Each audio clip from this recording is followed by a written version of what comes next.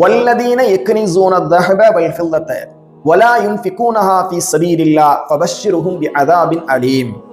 என்ன பொருள் இதற்கு? இன்னும் எவர்கள் பொன்னையும் வெள்ளியையும் சேமித்து வைத்துக் கொண்டு அவற்றை அல்லாஹுடைய பாதையில் செலவிடாமல் இருக்கின்றார்களோ, நபியே, அவர்களுக்கு நோவினை செய்யக்கூடிய வேதனை உண்டு என்று நீங்கள் நன்மாராயம் கூறுங்கள் என்று அல்லாஹ் ரப்பல் ஆலமீன் எச்சரிக்கை செய்கிறார். அன்பிற்கினிய அல்லாஹ்வின் நல்லடியார்களே, இஸ்லாத்தை பொறுத்த வரைக்கும் செல்வத்தை ஒரு இடத்தில் முடக்கி வைப்பதை வன்மையாக கண்டிக்கிறது. பணத்தை பொறுத்த வரைக்கும் அது புழக்கத்தில் இருக்க வேண்டும்.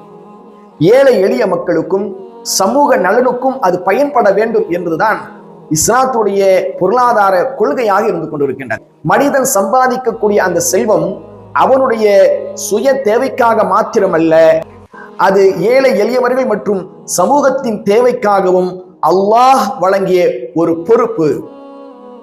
யாரெல்லாம் அந்த பொறுப்பை தட்டி கழிக்கின்றார்களோ அவர்களுக்கான எச்சரிக்கை தான் இந்த எச்சரிக்கை என்பதை நாம் மனதில் ஆழமாக பதிய வைத்துக் கொள்ள வேண்டும்.